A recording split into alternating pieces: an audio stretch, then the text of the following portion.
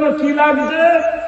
Ration card, voter card, আধার card, pan card, licence, জমির দলিল, বাপের দলিল, মায়ের দলিল, গোষ্ঠীর শুদ্ধ লাগছে। তবু আপনার নামে স্ট্যাম্প। চিন্তা করে দেখো কত বড় বদমাইশ। এ মুসলমান, আমাদেরকে বলছে রোহিঙ্গা, আমরা নাকি বাংলাদেশি রেঙ্গুনি, আর বাংলাদেশের হাসিনাকে বুকের ভিতরে ভরে ছুঁয়েছে বিনা পাসপোর্ট। হচ্ছে রোহিঙ্গা না। অঞ্জু ঘোষ কলকাতায় বিন্দাস বেড়াচ্ছে, ও রোহিঙ্গা না। জ্যোতি বসুর বাড়ি ছিল বাংলাদেশ, ভারতে এসে হলো স্বদেশী। রবীন্দ্রনাথের বাড়ি ছিল বাংলাদেশ, ভারতে এসে হলো স্বদেশী। অধীর রঞ্জনের বাড়ি বাংলাদেশ, ভারতে এসে স্বদেশী। মিঠুন চক্রবর্তীর বাড়ি বাংলাদেশ, ভারতে এসে স্বদেশী। কুমার শানুর বাড়ি বাংলাদেশ, ভারতে এসে স্বদেশী। সোনিয়া গান্ধীর বাড়ি ইটালি, ভারতে এসে স্বদেশী। প্রণব মুখার্জির বাড়ি বাংলাদেশ, ভারতে এসে স্বদেশী। আদবানির বাড়ি পাকিস্তান, ভারতে এসে স্বদেশী।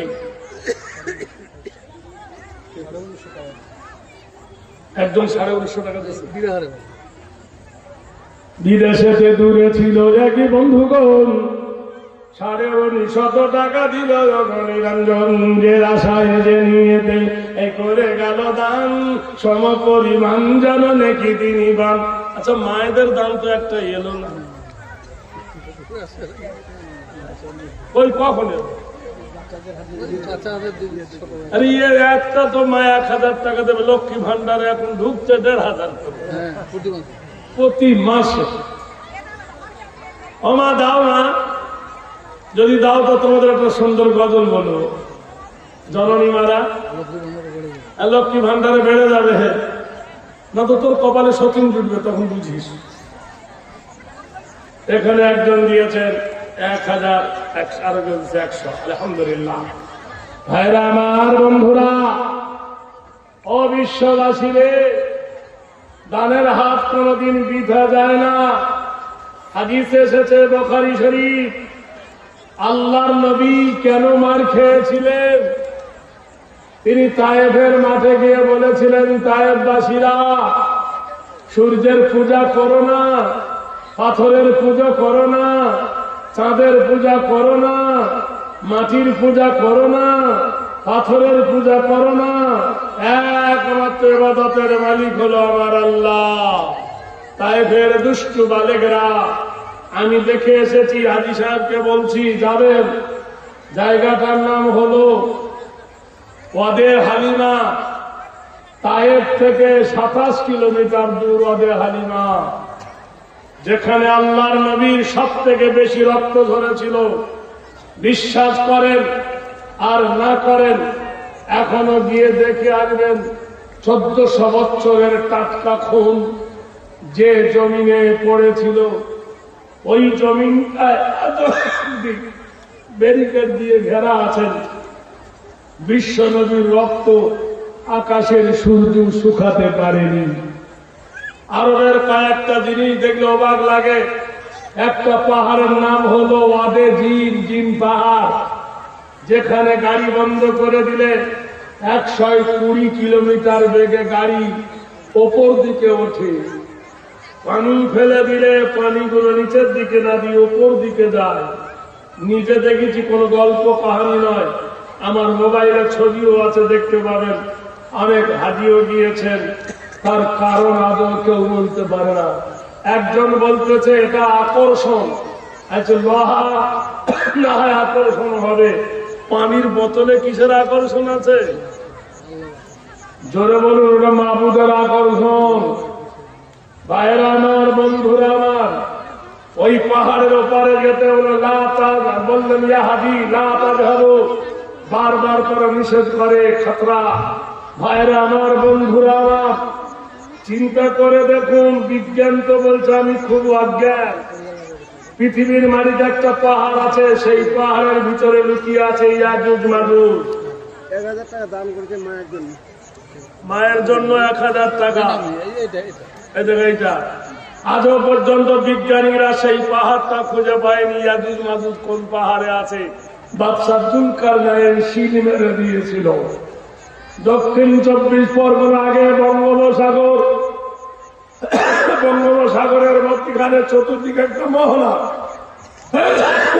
সেই মোহনায় কোন জাহাজ গেলে আর ফেরে না। রেল আকাশে গেলেও ডুবে যায়, হেলিকপ্টার গেলেও ডুবে যায়, কোনদিন ফেরে না। বিজ্ঞান আজও উদ্ধার করতে পারেনি।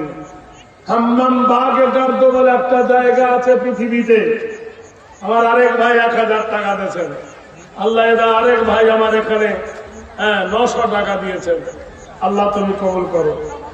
আল্লাহ এই দানের বদলা তুমি বদকাল পরকাল মঙ্গল করো। কি জন্য নবীকে মারলো?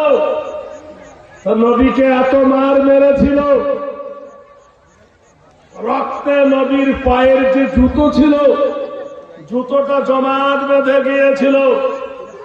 ও প্রাণের ভাইরা, বিশ্বাস করো, নবীর যখন জ্ঞান এলো, তখন আল্লাহ নবী তার পুষ্যপুত্র জায়েদকে বলল, জায়েদ এটা কম সময়।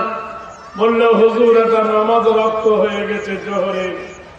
আল্লাহ রাসূল সাল্লাল্লাহু আলাইহি সাল্লাম 2 হাত তুলে কেঁদেছিলেন।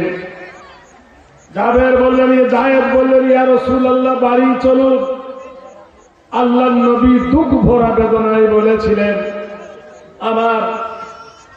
আমার খাদিজা বেঁচে নাই, আমার চাচা আবু তালেব বেঁচে নাই, মক্কায় আমার সাহারা দেবার আর কেহ নাই, আমি যাব না।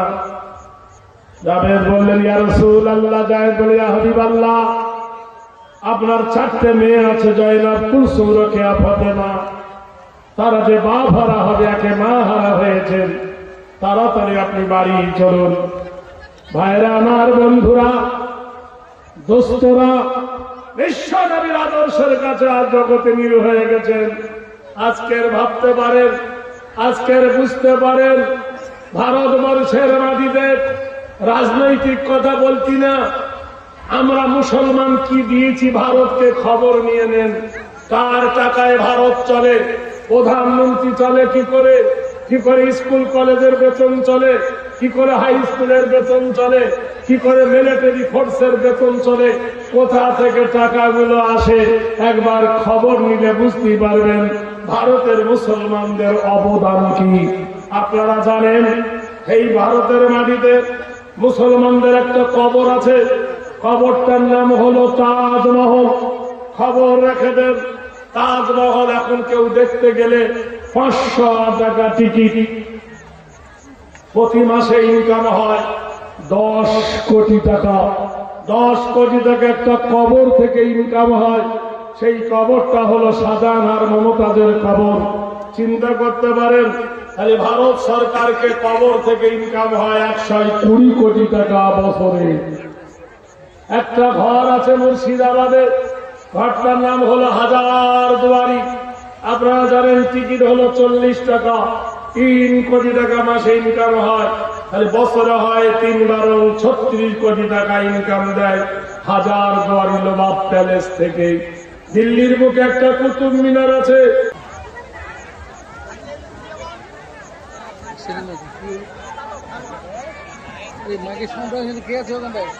লাইন না দিলেও কি করবে? এইভাবে জল সাহায্য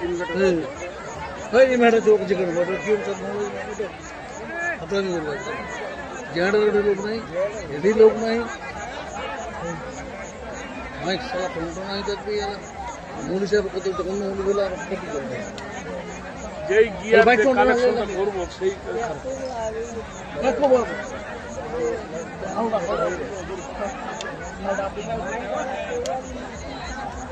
দুবার একবার ও জানা নাই কিছু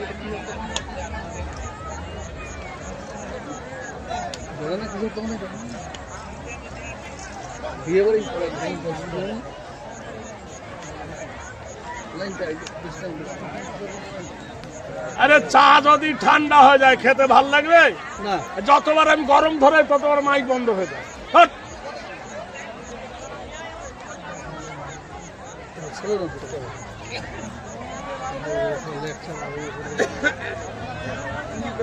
সহ্য হয় যাবে বলুন।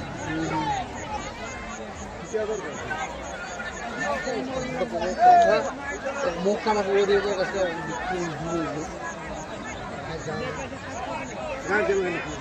যে কোনো ব্যবসা বাংলা দিবাই দিয়ে আমার সাহায্য দিবাই দিয়ে দাম দিবাই দিয়ে জামাই গায়ে ওইটা ভালোভাবে সুবিধা দিই বুঝবো জামা হয়তো খুঁজে আমরাও খুঁজে দেবো করতে পারে করতে এক আধবার বাধ্য বাধ্য দুবার করে আপনি কোন মাইকের মাইকের তখন তো কবার ইয়ে হবে এমনি বলেন মাইন্ডটা অন্য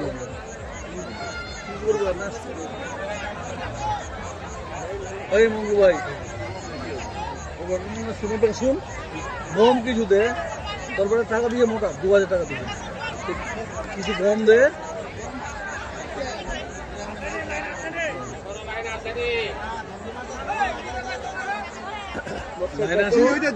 কি হলে টাকা করে হবে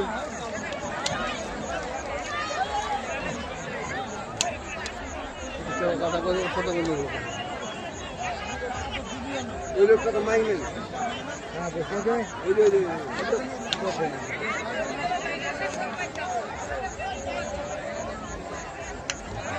কারেন্ট নালে মাইক দোষ নেই, কারেন্ট নালে মাইক দোষ নেই।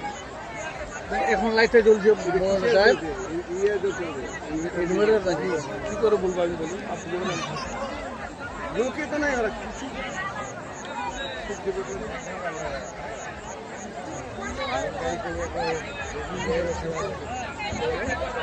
এই ভরা মজলিসে আর কালেকশন হয় না সম্ভব না কালেকশন শুধু কেন এনার্জিটা তো চলে যাবে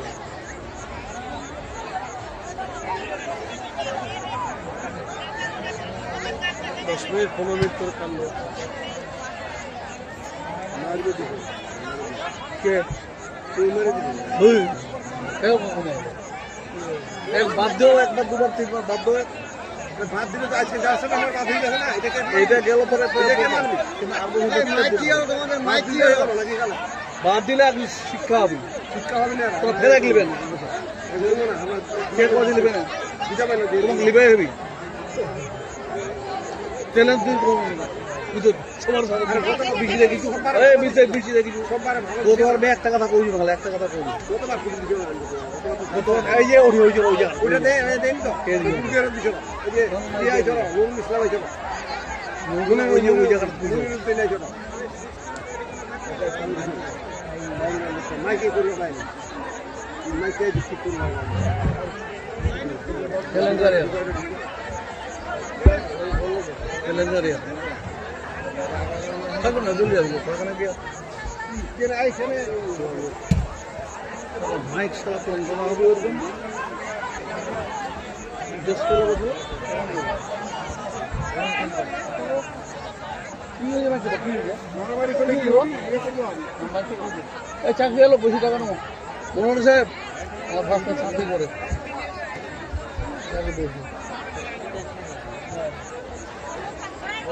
বেশি মানে ওই টাকা টাকা দিয়েছিল চাকরি করে বাজিয়া কিবা কোয়া যায় মনোহর সাহেব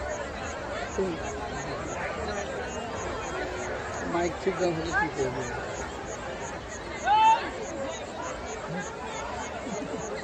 গানবাড়ি না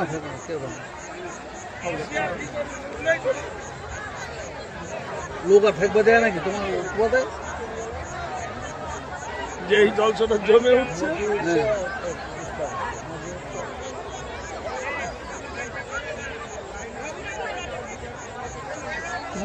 প্রথম থেকে বানাতে হবে যেরকম প্রয়োজন খাওয়া দাওয়া করা ইয়ে করবে তখন করবে মানুষের খোরাক 50 টাকা করে 20-30 টাকা কি হয়েছে কি হলে হ্যাঁ এদিকে না আছে লাইট আছে না জামা পাই না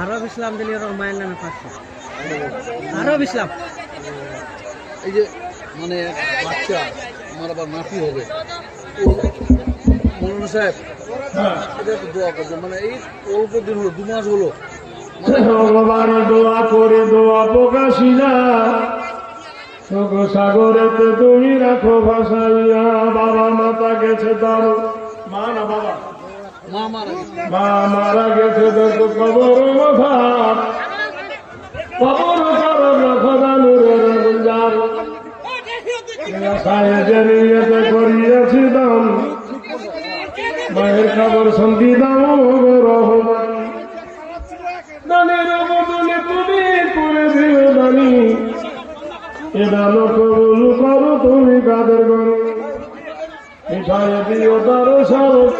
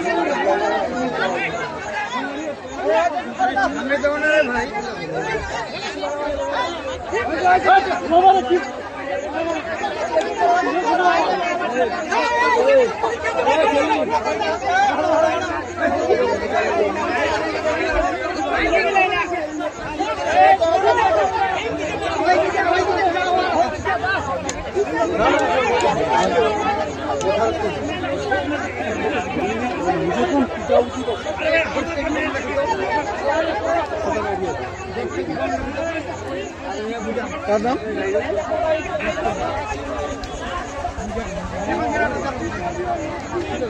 ওখান থেকে তেল নাই যেত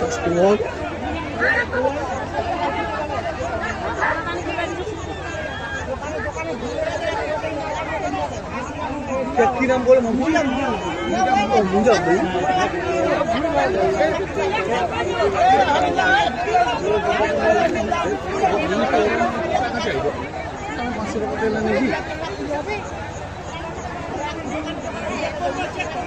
সেটা তো আমি বললাম যে তেল আপনি কথা বললেন না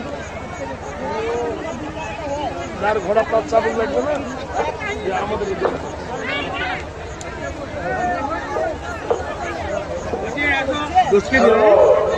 ভাই বসুন বসুন বসুন শান্তি হন আচ্ছা মাগো বলো দেখি রাত্রি কেন কালো সূর্য চন্দ্র কোথায় থেকে পেল এমন আলো ফুলগুলি সব নানা রঙে কেমন করে হয় লতাগুলি সবুজ কেন ফুলের মতো নয় চিনি কেন মিষ্টি এত তেঁতুল কেন টক কোকিল কেন কালো এত ফর্সা কেন বল দুধ কেন মা এমন সাদা মরিচ কেন ঝাল আমগুলো সব পাগলে করে হয় কেন মা লাল মরুর বুকে বালি কেন সাগর ধরা জল কেন মেঘ করতে ওঠে খিদা তাতে ফল সারা বছর বেঙ্গুলি সব চুক্তি করে থাকে বাদল পানি তেলে কেন মাতাল হয়ে ডাকি গাধার কেন সিংহ দেয় না ঘোড়ার কাঁধে ঝুল কলার কাছে হয় না তাই কি সৃষ্টি ভুল ওই জকে কেন জন্মে বন্ধ হয় উঠে পড়ে কি বাজাচ্ছে। হ্যাঁ, আসসালামু আলাইকুম। আপনাদের কাছে বিশেষ অনুরোধ আমাদের জালসা কমিটির পক্ষ থেকে, আপনারা দোয়া করে একটু বসে যান, অনুরোধ করে বলছি বিশেষ করে। আর এখানটায় যেটা হয় সামনেটা বন্ধ করে এই সম্বন্ধে আর কিছু বলিয়েন না। যেগুলো লোক আছে সবাই এসে বসেন একটু, এখনো বাকি আছে, অনেক বক্তব্য আছে, আপনারা দোয়া করে শুনুন।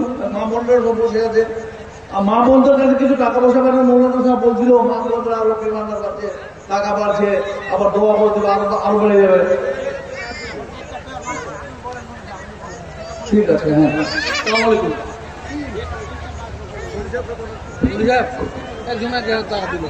আরেকজন টাকা দিল বাবা যে তোমার 1000 টাকা দিল নামেতে আল্লাহ, যে জন দিবসে বনের হরসে জ্বালায় মনের বাতি, আসো গৃহে তার জ্বলিবে মেঘর নিশিতে প্রদীপতি। আরেকজন ভাই আমার দাদু ভাই ছিল, 200 টাকা খোদা দাদু তোমার রাহে দিল, ছিল কিনা ছিল তাহা দানে বোঝা গেল। দানকারী মাথা বিদার ভালো রাখো কবরে, নূরের টুপি পরাই আল্লাহ উঠায় হাসরে। দান করলে কবে না গো, দান করলে বাড়ে, তোমার আমার কথা না গো কোরআনেতে বলে। ভাইরা আমার, ভাই যে কদম আছে একটু দাঁড়িয়ে না থেকে বসে যান। যেটা হয়েছে ওটা ভাগ্যে ছিল, মেনে নেন। ও নিয়ে আর নতুন করে মাথা ব্যথা করে লাভ নাই। একটু মেহেরবানি করে বসুন ভাইরা। তাহলে আজ ভারতবর্ষের মাটিতে আমাদের বলেছে উগ্রপন্থী আতঙ্কবাদ।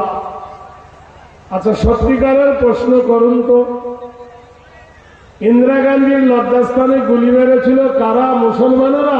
বলছে না। রাজীব গান্ধীর গলায় ফুলের মালা দিয়ে উড়িয়ে দিয়েছিল মুসলমানরা? বলল না। সাই বাবার পেটে ভজালি ভরেছিল কারা? মুসলমানরা? বলল না। মহাত্মা গান্ধীকে হত্যা করেছিল মুসলমানরা? বলল না। নেতাজি সুভাষকে চিরজনের মতো হারিয়ে লুকিয়ে দিল কারা? মুসলমানরা? বলল না। মুরারজি দেশাইয়ের লজ্জাস্থান কেটে নিয়েছিল কারা? মুসলমানরা? বলল না। আরে ভারতবর্ষের যত দামি দামি নেতাদেরকে হত্যা করেছো তোমরা, তার মধ্যে একটা মুসলমান ছিল না। আর তোমরা মুসলমানকে দাবি করছো যে মুসলমানরা সন্ত্রাসী, উগ্রপন্থী, আতঙ্কবাদ। মুসলমান আতঙ্কবাদ নয়। নবাব শরীফ নারে তাকবীর। এই নবাব শরীফ ভাই আমার 3000 দান, এই দানের খোদা তুমি দিও। চাওয়ার যে একটা স্কোপ, ব্যাটালিয়ান তৈরি করবো, তো ছক্কা মারবো, তখনই গন্ডগোল আরম্ভ হবে। এই দেখে 3000 টাকা আমার ভাই দিয়েছে। আল্লাহ তুমি এই দানকে কবুল করে না। মা খালারা, আমার অন্তত 1000 করে কোন মা দেবেন, 10টা মা 1000 করে টাকা, তোমাদের নাম ধরে দোয়া করবো। মা রহিমার মতন, মা ফাতেমার মতন মা জেনে রেখে দেন। মায়েদের একটা ওয়াজ করি, শুনে নেন।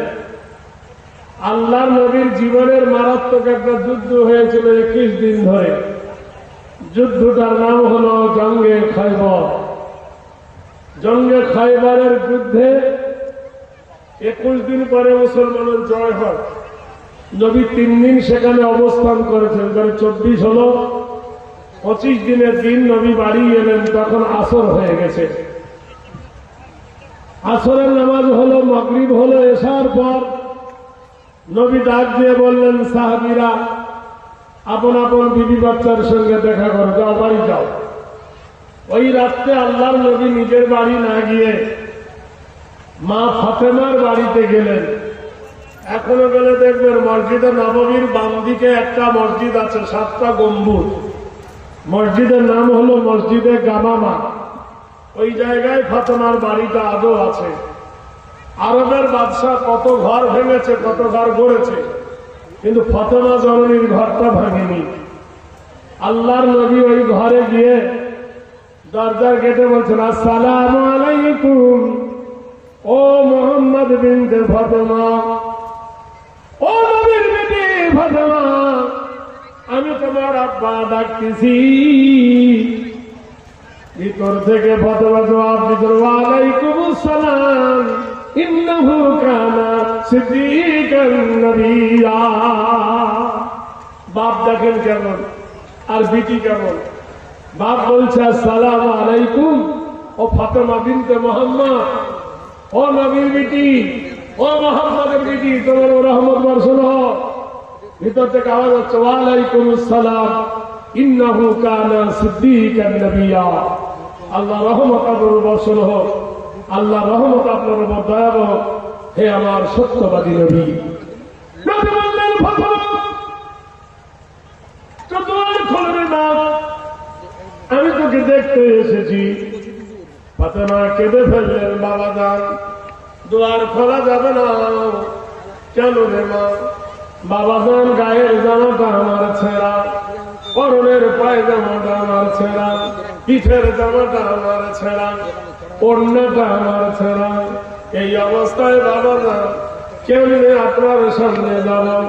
15 দিন আমি আপনাকে দেখি নাই গো আব্বা, 15 দিন আপনার চেহারা খানাও দেখি না। আল্লাহ নবী বললেন, ও মা, আমি ওকে 25 দিন ধরে দেখি নাই, তুই তো 25 দিন ধরে আমাকে দেখিস নাই। আমি তো আসরের সময় এসেছি রে মা, আসরের সময় এলাম, একবার কেন দেখতে গেলি না? ফাতেমা বললেন, বাবা গো, কত লোক আপনার দরবারে আছে, আমার গায়ে জামা নাই, আমার পরনে ওড়নাটা ছিঁড়ে গেছে, এই অবস্থায় আমি কেমনে যাই? আল্লাহ নবী বললেন, মা কাঁদিস না, আমার মাথার পাগড়িটা নে। জানলার ভিতর থেকে নবী মাথার পাগড়িটা দিয়ে দিলেন, ফাতেমারে গায়ে পরে নে। ফাতেমা বললেন, বাবা যান, এই পাগড়িটা মাথায় দিয়ে আপনি ঈদের নামাজ পড়ান, এই পাগড়িটা মাথায় দিয়ে জুম্মার খুতবা দেন। আমি একজন মেয়ে ছেলে, কখনো পা কখনো না পা, ওই কাপড় মাথার পাগড়িটা কেমনে পরিধান করি? বাপের দেওয়া পাগড়ি চুমো খায় আর ফাতেমা কান্দে। আল্লাহ নবী বলেন, মা তাড়াতাড়ি পড়, আমার আর ধৈর্য যায় না, তোর চাঁদ মুখখানা দেখি। ফাতেমা বললেন, কেন গো আব্বা? বলল, মা রে, তোর নাকটা যেমন, আমার মা আমিনার নাকটা যেমন। মা রে, তোর মাথার চুল যেমন কোকড়া, আমার মা আমিনার মাথার চুল ছিল তেমন কোকড়া ঢেউ খেলাম। তোর যে ডান ঠোঁটের নিচে যে লাল একটা তিল, এইরকম তিল ছিল আমার মা আমিনার মুখে। হুবহু তোর চেহারা আমার মা আমিনার মতো। ও মা আমিনা, ও মা ফাতেমা, তোর চেহারা খানা দেখে তোর মধ্যে আমার মা আমিনাকে আমি খুঁজে পাই।